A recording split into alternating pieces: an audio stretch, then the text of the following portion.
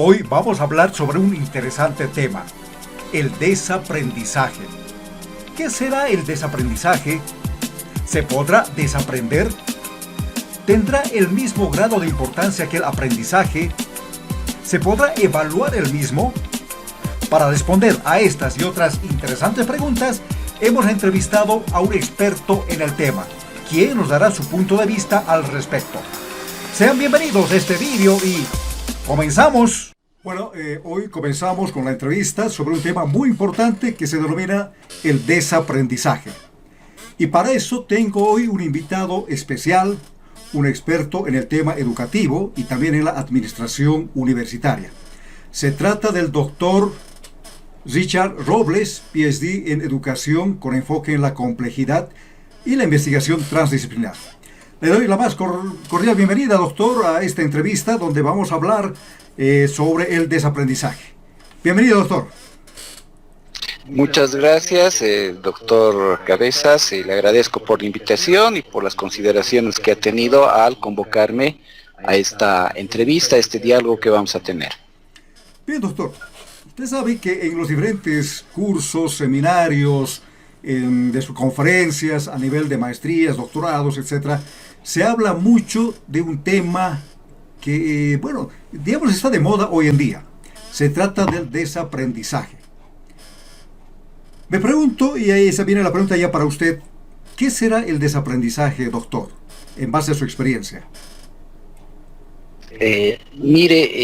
Realmente cuando he empezado a analizar ese término, he empezado también a encontrar cierto tipo digamos a decir, dudas que se me han presentado, ¿no? Y me gustaría un poco esta parte, conversarla con usted para expresar mi opinión, con algunas apreciaciones, ¿no? Usted me gustaría que me diga lo contrario a lo que yo le voy a decir, o sea, si hay el bien, hay el mal, ¿no es cierto? Si yo le digo obediencia, ¿cuál será lo contrario? Lo negativo de eso. Desobediencia, honestidad. Deshonestidad. Cortesía. Descortesía. Descortesía, ¿no es cierto? Moral. Inmoral. Inmoral, ¿no? Entonces, ese des es un prefijo que se maneja en algunas palabras y probablemente para nosotros podría orientarnos a que es una negación, ¿no? Eres deshonesto, quiere decir que no eres honesto, ¿no? Que ese valor no lo estás teniendo. Pero para que haya el término, tiene que haber el otro. O sea, hay un par de opuestos ahí, ¿no es cierto? Hay un par de opuestos. ¿Eres honesto? Sí. Para que seas deshonesto, yo tengo que ver que hagas lo contrario a lo que es la honestidad, por ejemplo, ¿no? Entonces ahí, digamos, hay una contraposición, ¿no? Pero ¿qué pasa con este término, no? Si yo le diría educación, ¿qué sería lo contrario a la educación? Educación, ¿no? Educado. Lo contrario es no educado, ignorante probablemente, ¿no? Pero ¿qué pasa con el aprendizaje, ¿no? Si yo te digo, ¿qué es lo contrario al aprendizaje? Bajo el término que estamos hablando, ese prefijo, ¿no? De negación. Probablemente el desaprendizaje, aprender, olvidar sería, no, me he olvidado. Sabía, pero me he olvidado.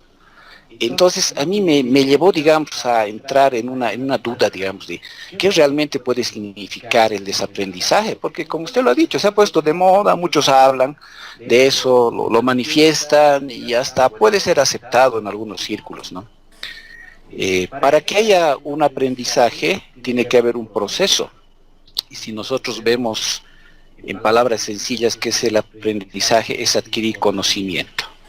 Y si veríamos en palabras sencillas qué es el desaprendizaje, tendría que ser, pues, ya no tener ese conocimiento, olvidarlo totalmente, ¿no? He desaprendido, pero ¿cómo te vas a olvidar completamente de algo?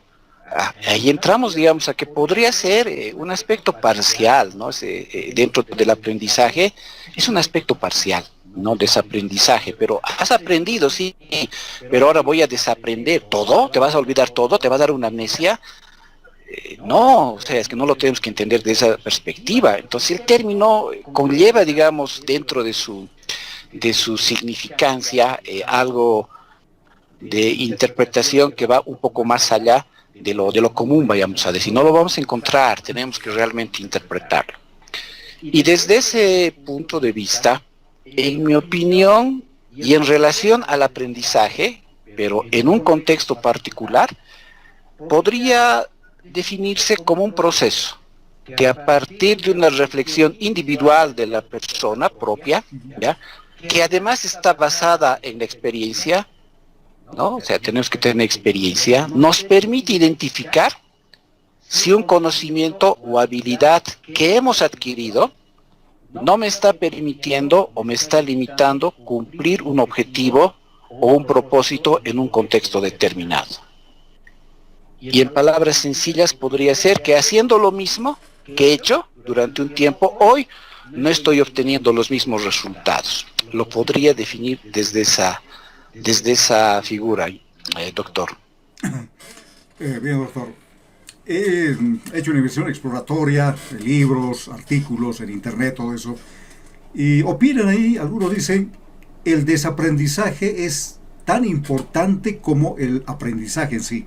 Es decir, lo ponen en el mismo nivel, ¿no? ¿Usted cree que es así, en ese mismo nivel, el aprendizaje con el desaprendizaje? Y hay un término más, pero no vamos a tocar hoy. Lo llaman el reaprendizaje, ¿no? Entonces, viendo el aprendizaje y el desaprendizaje, ambos serán muy importantes para el proceso educativo en los colegios, universidades, etcétera. ¿Qué piensa, doctor? Es relativo. El aprendizaje para mí es el proceso principal. Si estamos hablando de un proceso educativo, ¿no?, porque puede haber aprendizaje por búsqueda, aprendizaje por interpretación, aprendizaje por transferencia, ¿no es cierto? Pero hoy estamos hablando de un proceso educativo, el proceso de enseñanza-aprendizaje que se lleva además en la educación superior. Y habría que puntualizar en el grado, ¿no? En el grado, vamos a hablar, digamos, de qué es en el grado, ¿ya? El aprendizaje es el proceso principal, ¿cierto? Es el proceso principal. Este proceso principal es el importante, es el proceso clave, digamos, en cuanto a lo que es la enseñanza y el aprendizaje en una unidad académica, le llamaremos, ¿no? Debe suceder para comenzar, o sea, uno entra a ese proceso y ese proceso se ejecuta, se cumple y sucede, con algún nivel sucede, o sea, llega a la salida del proceso como si fuera una cajita negra, sale con un determinado nivel, ¿ya? Sin ese proceso no hay aprendizaje, sin ese proceso. Ahora, cuando me dicen, ¿estaría en el mismo nivel de importancia el desaprendizaje? Mi respuesta es que es relativo, es parcial, ¿De qué dependería? es parcial. Porque usted sabe, desde la educación, desde la complejidad, se dice que para reaprender, primero hay que desaprender lo que se aprendió. Entonces pasa por esa palabra desaprendizaje para volver a reaprender. Entonces usted me dice que es relativo. ¿De qué dependería que esto ya vaya más allá de lo relativo, ya se vuelva, digamos, casi al mismo nivel del aprendizaje, como dicen otros eruditos en el tema, ¿no? Habría que ver en qué contexto lo están mencionando. Lo que sucede es que usted entra en un proceso de aprendizaje, partiendo de la definición que he dado, por experiencia, ve que ese conocimiento que ha adquirido no le está dando el resultado que quiera, pero es la experiencia la que está marcando eso. Y dice, mira, esto que me han enseñado no me está permitiendo lograr, digamos, este propósito. Perfecto, algo está sucediendo. Y en un proceso reflexivo, autocrítico, dice, esto es lo que no está adecuado, esto es lo que no me está permitiendo lograr. Pongamos que es una teoría obsoleta, el equipamiento, digamos, está descontinuado, lo que vaya a ser, ¿no? Y usted agarra y dice, pues muy bien, debo esta práctica caduca, obsoleta, este equipo que no lo estoy utilizando, esta metodología que no está, digamos, adecuada a este contexto, en el contexto estamos hablando, pues debo cambiar para lograr mi resultado. Y en ese momento adquiere un nuevo conocimiento, ¿sí? Lo aplica y logra, digamos, un resultado. Entonces, la base va a ser un aprendizaje que ha tenido, una información básica, le llamaremos. Sobre eso está trabajando. No va a llegar a tener un desaprendizaje total, no es, tienes este pedazo de aprendizaje, ahora no vale nada y ahora comienzas con este otro. Por eso, digamos, va a ser parcial para mí. Y cuando vuelvas a aplicar, estás entrando nuevamente en un proceso de aprendizaje. Reaprendizaje le llamaremos, perfecto. Otra vez, ¿no? Repetir, ¿no? Es como una dúplica, ¿cierto? Entonces ahí entramos a un loop recursivo, una recursividad. Porque constantemente vas a entrar en esos procesos de reflexión y autocrítica. Experiencial, pero. Sin experiencia, tú no puedes decir esta teoría, este equipo no me sirve. Tienes que tener experiencia, ¿no? Entonces, eso yo considero que es importante en esta etapa. Por eso va a ser parcial. La base que vayas a tener te va a servir para evaluar si es bueno, es malo, si sirve, no sirve, si aplicas, no aplicas y solucionas algo, ¿no? Entonces, por eso va a ser un parcial. No va a ser como quisieran, tal vez en el mismo nivel, ¿no? Eso es, digamos, un punto de vista personal en este caso. Bien, doctor, excelente apreciación. Usted sabe que el aprendizaje, por ejemplo, si hablamos de este tema, el aprendizaje tiene sus propios criterios de evaluación, ¿no? Ya sean cuantitativos o cualitativos. Se evalúa el aprendizaje y la evaluación forma parte importante del proceso, ¿no? De aprendizaje que se da. En el contexto que usted está planteando desde un punto de vista relativo, digamos, habrán también algunos indicadores, algunos criterios de evaluación del desaprendizaje, aunque sea relativo, digamos, algún criterio que podría haber por ahí. O sea, ¿cómo podemos evaluar lo que un estudiante, pongamos así, está desaprendiendo o ya desaprendió, ¿no? ¿Cómo podríamos evaluar eso? ¿Será posible antes de evaluar el desaprendizaje desde su punto de vista y ese contexto que dice relativo? Mire, he partido, digamos, para un poco aterrizar en lo que es esta pregunta. Yo me he puesto a reflexionar en lo que nosotros hacemos dentro de la evaluación, ¿no? ¿Para qué evaluamos? ¿Cuál es la finalidad de la evaluación? Probablemente para algunos es identificar cuánto del criterio de desempeño, de la competencia está logrando el estudiante, ¿no? ¿Cuánto? ¿No? Cuantificamos, por eso evaluar te da un valor, ¿no? Y te da un valor normalmente cuantitativo en el tema académico, ¿no? ¿Aprobaste, no aprobaste? 5.1, 7.5, etcétera, ¿no? MB, B, excelencia, ¿no? Entonces hay una finalidad, ¿ya? Pero esto sucede en un contexto. El estudiante está en un proceso en el cual sí o sí tiene que aprender. Tiene que aprender porque entra a esa universidad. Estamos hablando en educación superior, ¿cierto? Muy bien. Pero en la definición que he planteado yo hablaba de individualidad. El individuo se da cuenta de que no le está sirviendo, digamos, para cumplir un propósito. Y por lo tanto debe reaprender, llamaremos, ¿no? Debe desaprender algo que no le sirve, adquirir nuevas competencias y aplicarlas, ¿no? Entonces, parte de una reflexión inicialmente de la persona, ¿no? O sea, debería haber una reflexión autocrítica, ¿cierto? Para que suceda eso, ¿no? Es un poco complicado el establecer una evaluación dentro de entidades que tienen procesos formativos estandarizados, con condicionantes evaluativas. Pongamos cualquier universidad, calendario académico, fechas de evaluación, temáticas a avanzar, modelo de evaluación se va a evaluar de esta manera, en algunos casos podrá ser un poco más abierta, digamos, la evaluación, si a usted le permiten hacer análisis de caso, en otros casos será más cerrada, examen escrito, presentación de evidencias, los portafolios de evidencias, etcétera, ¿no? ¿Cómo introducir una evaluación del desaprendizaje cuando nuestro modelo es de aprendizaje? Primer punto, ahí digamos, ahí hay un contraste, ¿cierto? El establecer criterios evaluativos de desaprendizaje para grupos en universidades, en entidades de educación superior, deberían llevar a profundas reflexiones a esas entidades educativas para que puedan modificar sus enfoques de enseñanza, ¿cierto? Podría haber un criterio de obsolescencia, por ejemplo, ¿no? Yo quiero saber qué tan lo contrario obsoleto, ¿qué sería? ¿Moderno? ¿Nuevo? ¿Innovador? Puede que sea. Yo voy a ver mi plan de estudios y detecto que mi plan de estudios está desfasado de la realidad tecnológica en la cual me estoy moviendo, por ejemplo.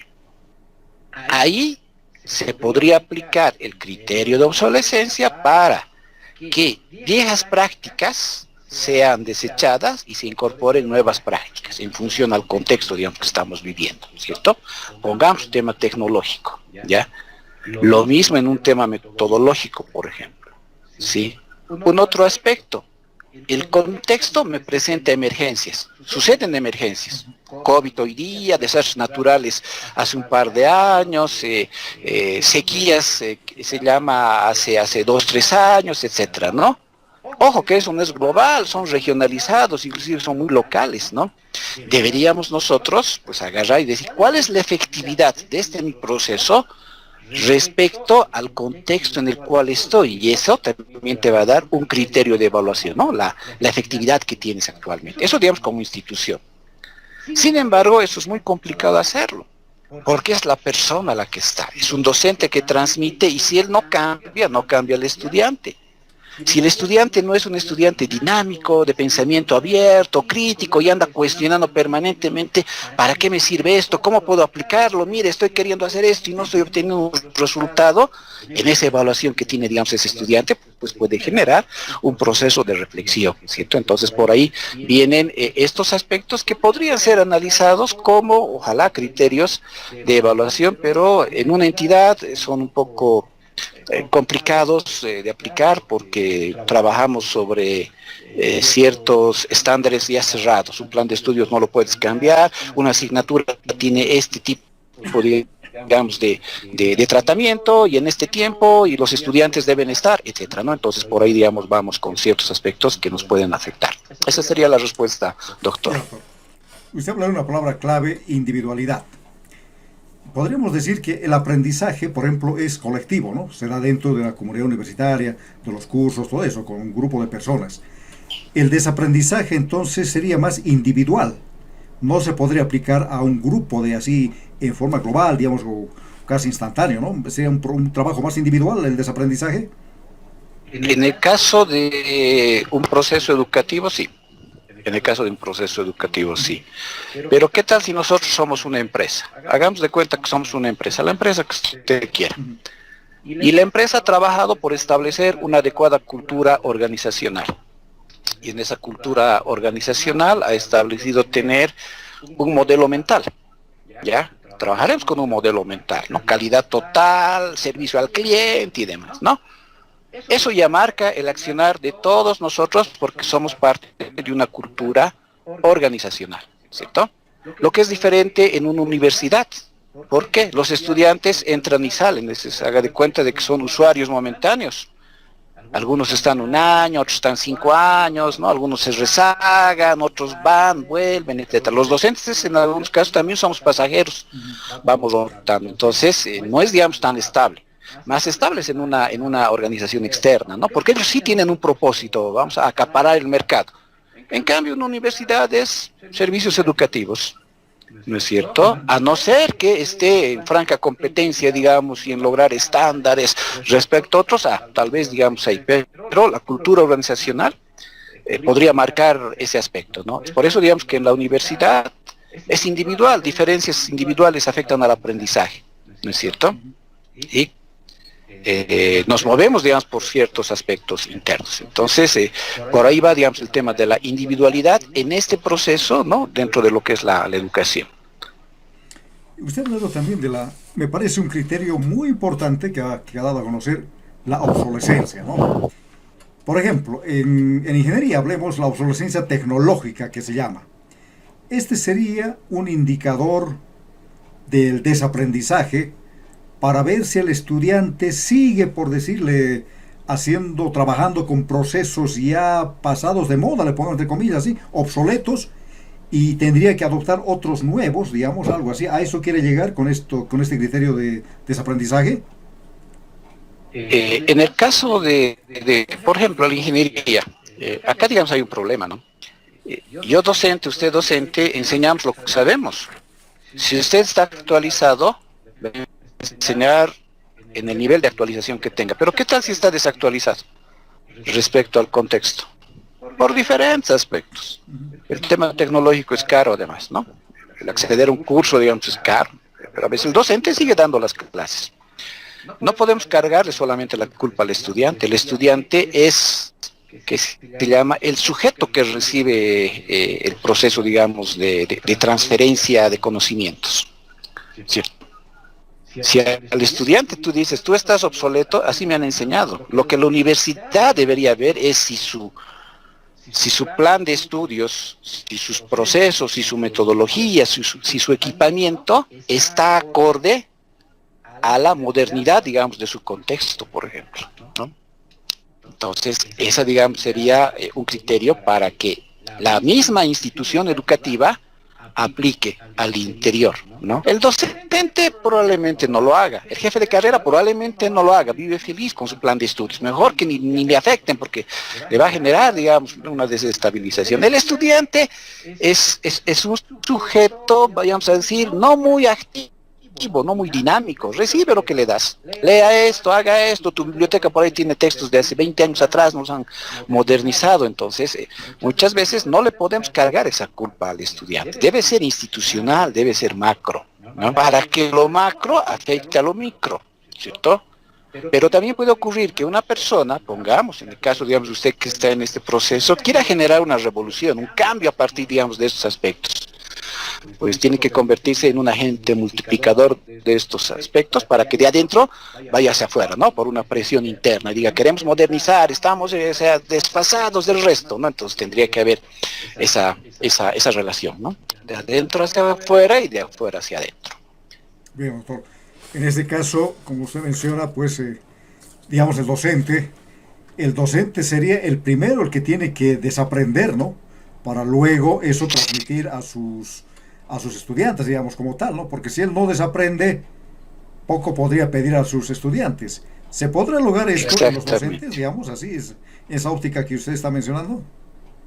Sí, yo creo que sí, se puede, o sea, no es, digamos, que no se pueda, no, hay que establecer una estrategia que se llama para asentar, digamos, este aspecto, ¿no? Puede haber, creo que en una parte, cuando hay una pregunta donde más o menos creo que está orientado al tema de la educación superior, pero ¿por qué no crear un comité digamos, de las carreras? Así como hay círculos de calidad, ¿por qué no crear un comité, un círculo, digamos, de desaprendizaje? ¿No es cierto? ¿Por qué no crear o establecer una cátedra de pensamiento crítico, ¿cierto?, al interior de las carreras? ¿Por qué no crear un grupo de pensamiento, le llamaremos, no sé, de desaprendizaje, con un par de líderes, digamos, ¿no?, que empiecen a activar y que sean agentes multiplicadores, digamos, ¿no?, actores de cambio, ¿no es cierto? ¿Por qué no cuestionar, ¿no?, a partir, digamos, de preguntas poderosas, le llamaremos, preguntas motivadoras, ¿no?, de ciertos aspectos, digamos, que lo que enseñamos está bien, se adecua al contexto, estoy solucionando un problema de la sociedad, está bien establecido el propósito de esta universidad, estoy cumpliendo el perfil, ¿qué me falta? Entonces ahí vas a encontrar de que si tienes falencias tienes que mejorarlas, y eso podríamos ver como procesos de desaprendizaje, porque estás mejorando, te vas a olvidar de prácticas obsoletas, de la rutina, vas a romper esa monotonía en la cual vives, vamos a salir de una zona de confort, ¿no es cierto? Que es eso tal vez algo que a muchos, digamos, les aterra salir de la zona de confort, ¿no? Porque probablemente pues sientes que no estás preparado, ¿no? Entonces podrían ser algunas de las acciones a seguir para ello, ¿no? Para que el docente pues sea realmente un actor de cambio, ¿no?, en este tema del desaprendizaje. Bien, doctor. Esa era la otra pregunta, ¿no? Si usted fuera una autoridad de una universidad, pongamos así, o de un colegio, usted llevaría a cabo y quisiera implementar en la institución académica, digamos, un proceso de desaprendizaje. Entonces creo que con su respuesta que nos dio ahora ya sabemos cómo sería, qué implementaría usted, ¿verdad?, para que este proceso de desaprendizaje se lleve a cabo. Implementando los círculos, por ejemplo, del desaprendizaje, que dice, ¿no? O sea, trabajando en esto, y esto debería estar en el plan curricular, ¿verdad? ¿O no es así, doctor? ¿O no se podrá poner en la malla curricular en general? Ese es, digamos, un tema delicado en nuestro medio porque, no he visto que haya un macrocurrículo, por ejemplo. en la educación superior. No hay macrocurrículos. He buscado y no he encontrado. No hay mesocurrículo. Lo que tenemos es microcurrículo. El plan de estudios, ¿no? Creemos que es el currículum. No es el currículum. Ese es el plan de estudios porque te dice qué es lo que vas a hacer durante los 5 años, ¿no? Hay universidades que mantienen planes de estudio por una década. Ya, mantenemos por una década y se va a fijar, estamos en una universidad que un plan de estudios dura una década, ¿no? Y el estudiante está saliendo con algo que hicieron hace 10 años atrás y cuando sale al contexto laboral, sale totalmente desactualizado. A ver, vea si quieren cambiar. No cambian, no se cambia. Dicen, no, así nomás siempre se ha hecho, ¿no? Entonces, afectamos zonas de confort, ¿no? Generamos esa inestabilidad en la entidad al incluir, digamos, ese factor que, pucha, va a ser, digamos, que reacciones, ¿no? Entonces, es complicado eso, ¿no? Pero lo lógico sería que eso se incluya en el currículo institucional. Tendría que estar, ¿no? Hay algunas entidades que tienen gestión de la calidad, por ejemplo. La gestión de la calidad involucra que constantemente estés evaluando tus resultados a partir de indicadores. Pero realmente haces modificaciones o simplemente lo tienes como etiqueta. Tengo la ISO, me he acreditado, lo que sea. Entonces nosotros vemos de que son etiquetas que las obtienes momentáneamente y después todo vuelve, digamos, a su cauce normal. No estás generando cambio real, ¿no? Entonces ese es, digamos, un aspecto, ¿no? Sí tiene que estar, es la respuesta. Otro, que sería interesante que una entidad externa, ministerio, bueno, dependiendo del tipo de universidad, ¿no? Ya sea CV, en algún caso, o Ministerio de Educación, establezca, ¿no? Una unidad. Antes había el sistema de medición de la calidad, me acuerdo que había una norma en CIMECAL. Hoy no tenemos una entidad que mida la calidad. Asumimos que una acreditación, que una universidad plena te está dando, y no es así. Porque no estamos viendo el resultado, digamos, afuera, ¿no? Entonces, eso sí, si pusieron de afuera un órgano de fiscalización y de control, yo pienso que generaríamos mayores cambios positivos, ¿no? Siempre y cuando la orientación y el propósito sea mejora, ¿cierto? Mejora, ¿no? Ahí está, digamos, parte de la respuesta. Se ha hablado de la gestión de calidad educativa, ¿no? De que deberían tener las instituciones como tal. Podría haber también quizás una gestión del desaprendizaje, ¿no? Que vaya revisando constantemente aquellas cosas obsoletas, como se ha hablado de la obsolescencia como un parámetro, podría ser. Entonces podría ir revisando permanentemente esto, si quiere el conocimiento obsoleto que el estudiante en este caso tendría que desaprender. Ese es más o menos el planteamiento que usted anda a conocer, doctor. Sí, podría ser esa una línea, ¿no? No necesariamente como gestión del desaprendizaje, pero sí podría tener un eje, ¿no? A ver, por ejemplo, vamos a suponer que tenemos una entidad y esta entidad tiene un adecuado modelo de gestión.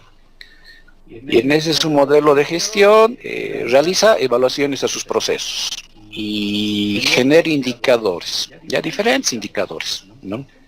Esos indicadores, al interpretarlos, muestran de que hay algunas cifras, le llamaremos, que no están, digamos, dentro de lo que quisiera, digamos, lograr. A ver, ¿qué cosas podríamos hacer? Identificar si los procesos son buenos para comenzar, ¿no? Si tus procesos son buenos. ¿Estoy enseñando adecuadamente? No. Quiero implementar este enfoque y lo estoy usando parcialmente. Bueno, mete un proceso. Pero es que esto nos va a generar algo. No, mete un proceso para cambiar. Estás desaprendiendo, estás saliendo de la zona de confort y estás añadiendo algo que te va a cambiar algo, ¿no? Entonces ahí, digamos, estaríamos entrando, ¿no? Proceso, consistencia. La obsolescencia, lo que hemos hablado. Mira, tu plan de estudios, 5 años, cuando tecnológicamente los cambios se están dando cada 2, 3 años. Bastantes cambios fuertes, ¿no? Los cambios fuertes, ¿no? 2, 3 años, está cambiando. Pregunta, ¿qué universidades han modificado planes de estudios para el COVID ahorita? Bueno, nosotros somos del contexto. En las que yo estoy, ninguna. Hemos migrado de dar clases presenciales a utilizar una plataforma. Las estrategias cada quien las ha puesto, pero no había una modificación del plan de estudios como tal. No ha habido una modificación del tipo de competencias que va a adquirir el estudiante, por ejemplo, en aquellas asignaturas que tienen práctica de laboratorios. Pongamos robótica ahorita. ¿Será lo mismo hacer robótica virtual, hacer robótica utilizando los componentes? Bueno, ahí está la pregunta, o sea, veamos, ¿no? En algunas otras entidades, pues, que no tienen esto, olvídese, filosofía, por ejemplo. Felices desde la casa, historia. ¿No? Hay algunas, digamos, que no van, pero en algunas otras sí, digamos, tendría que haber generado una modificación alta, ¿no? Entonces, por ahí estamos entrando al tema de la obsolescencia de los planes de estudio, por ejemplo, ¿no? Consistencia de los procesos. La efectividad de tus accionarios, ¿qué tan efectivo es lo que hacemos? Y tendríamos que medir eso, ¿no? O sea, lo que estamos haciendo es efectivo. ¿Qué significa efectivo? Que esté cumpliendo un propósito, que solucione un problema realmente, que se aplique, o simplemente es un ejercicio. Como los N ejercicios que nosotros podemos hacer. No es efectivo, no sabemos si es que eso se va a aplicar. Un otro aspecto podría ser el trabajar con situaciones emergentes y las reacciones que nosotros tenemos. A ver, le pongo un caso. Necesidad de oxígeno en este momento en Bolivia, no solamente en Santa Cruz y Cochabamba. ¿Cuántas universidades que tienen carreras tecnológicas orientadas a procesos y demás han propuesto alternativas de solución? Creo que la UMS ha sacado un proyectito que tenía y ahora pueden proporcionar oxígeno aquí en La Paz, pero en otros lados, como si fuera una ciencia hacer el oxígeno, ¿cierto? Entonces fíjese, o sea, ¿cómo tú puedes reaccionar ante las situaciones emergentes que estás teniendo? Siendo las universidades donde esté el conocimiento más fresco, asumimos que es así, ¿no es cierto? Y que esos estudiantes están saliendo, pues, con las competencias como para poder solucionar los problemas, si no son del mundo, por lo menos de la localidad. Entonces, ahí vendrían unos criterios relacionados a este aspecto, ¿no? Consistencia de procesos, identificación de obsolencias, efectividad de las acciones que haces, reacción ante las situaciones emergentes, que podrían ser, digamos, ejes para trabajar en este aspecto del desaprendizaje. Sin duda, todas las enmiendas nos van a hacer sacar esas prácticas no buenas e incorporar nuevas, por más que entremos un poquitito en caos, ¿no? Por esos cambios, ¿no? Nos vamos a estabilizar y vamos a lograr los propósitos, ¿no? Esa podría ser algunas acciones respecto a este aspecto, doctor. Bueno, doctor, muy interesante la propuesta que usted hace, su punto de vista que tiene sobre el desaprendizaje. ¿Algo más tendría que decirnos sobre el desaprendizaje, desde su óptica? ¿Qué más se podría hablar del desaprendizaje? Que si hablamos de desaprendizaje, ¿por qué no trabajar con el tema de la innovación? Que para mí está en la misma línea, ¿no? Y innovar algo nuevo, sobre algo nuevo, ¿no es cierto? ¿Por qué no el tema de reinventarse, ¿no es cierto? Hemos hablado bastante, hay que reinventarse, ¿no? Si te quedas así, ya, en obsolescencia, como la parábola de la rana hervida, ¿no? Que se habla, ¿no? Estás quedando, todo está cambiando y vos estás todavía ahí estático. En algún momento vas a aparecer hervida como esa rana, ¿no? Que empieza a calentar el agua y está en una ollita, ¿no? Entonces, ¿por qué no debíamos trabajar? O sea, me parece que cuando hablamos de desaprendizaje, el término no es muy cómodo para algunas personas, pero si hablas de cambio, innovación, reinventarse, transformarse, ¿no es cierto? Es un poquitito más amigable, ¿no? Y lo puedes asumir más rápido, ¿no? Genera a veces muros, rompemos puentes, ¿no? Que se puede entender con algunos términos. Vamos a desaprender. Ay, ¿qué puede pensar alguien que no esté entrando, digamos, en estas temáticas? Yo digo, vamos a cambiar, vamos a actualizarnos, vamos a reforzar, ¿no? Entonces ahí estamos entrando. Cuando a usted le falta algo, ¿qué hace? Curso de actualización, reforzamiento. Curso de desaprendizaje, a ver, ¿cómo entendería, digamos, el resto? Se va a asustar, pues no, como que me van a olvidar, no es cierto. Entonces por ahí viene la figura, doctor, ¿no? Tal vez debemos manejar un término un poquitito más amigable que permite introducir este criterio, que al final se maneja casi los mismos aspectos, ¿no? Esa sería, digamos, la respuesta en ese sentido. Bien, doctor, interesante, la verdad muy interesante, no he pensado en eso, pero muy interesante lo que dice, ¿no? Esa palabra desaprendizaje puede crear muchas situaciones negativas, ¿no? pero si lo camufla, si quiere, con otras palabras, quizás se podría llegar al verdadero desaprendizaje, ¿no? Pero yendo por otros caminos, si vale el término, ¿verdad? Que tienen la misma base, innovar, transformarse, reinventarse, casi tienen la misma línea. Parecería, digamos, que a veces buscamos términos muy marqueteros. Te voy a desaprender, por decirte, no, pues, o sea, te voy a enseñar a desaprender. Pucha, o sea, uno no lo entiende, pero si te digo, te voy a actualizar, voy a reforzar tus conocimientos, te voy a actualizar, ¿no? Sí, Ah, cambia, sí, ¿se da sí, cuenta? entiendo lo que dice. Probablemente es más amigable, ¿no? Es simplemente la estrategia. Al final lo que queremos es, ¿para qué se hace un desaprendizaje? Viejas prácticas, nuevas prácticas, resultados, ¿sí? Por ahí seguramente viene, ¿no? Lo mismo, digamos, viene en el otro sentido, o sea, va, solamente que cambia probablemente el enfoque que le das. Tal vez uno se utiliza más en la industria, tal vez otro más en el ámbito administrativo, ¿no? En lo académico, ¿qué será? Enseñanza, aprendizaje, desaprender. Y ahí, digamos, viene que me voy a olvidar, ¿no? Voy a, lo que sé, lo voy a, no. Siempre vas a tener información básica. Esa es la base, con eso has aprendido.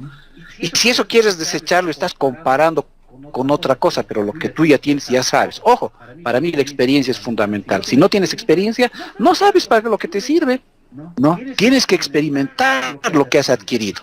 Tienes que aplicarlo. Si eso no resulta, busque otra cosa. Encuentre la solución y diga, mira, esto está mejor que esto otro. Asumo esto y esto lo desecho, ¿no? Entonces, por ahí vendría la figura, digamos, de cómo manejar esto de una manera más adecuada, distinguido doctor.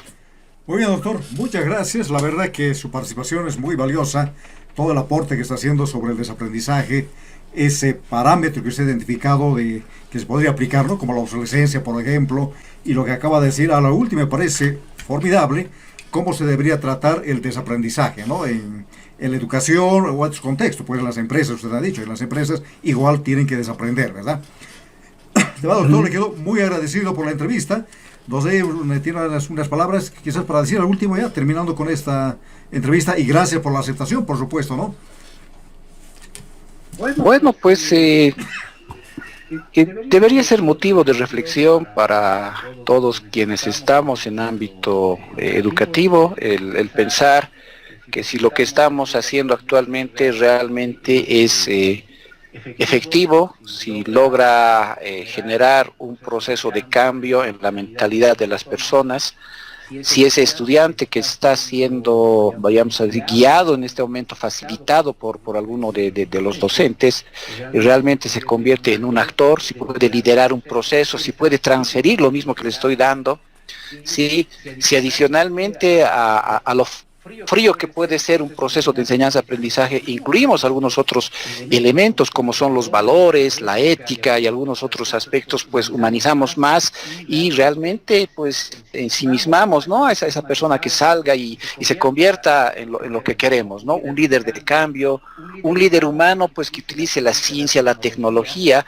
¿no? En un contexto y genere procesos que permitan mejorar la calidad de vida de las personas. Esas serían mis palabras finales y quien tiene que agradecer soy yo, usted, distinguido doctor Luis Cabezas, por entrevistarme y haberme permitido también reflexionar sobre lo que viene a ser este proceso que, si bien está siendo manejado por muchos, le llamaremos educadores en muchos ámbitos, amerita que tengamos posturas al respecto, ¿no? Y eso es lo que me está permitiendo, ¿no? Tener una postura sobre lo que es y sobre lo que probablemente no se entiende todavía como quisiéramos. Bueno, doctor, muchas gracias, muy agradecido. Pues hasta aquí hemos llegado con la entrevista sobre un tema que, digamos, está de moda, el desaprendizaje, que lo comparan muchos con el aprendizaje, lo ponen al mismo nivel. Hoy hemos visto cuál es la posición del doctor Richard Robles, un experto en el tema académico, y bueno, le queda muy agradecido y será hasta una próxima oportunidad. Muchas gracias por seguirnos.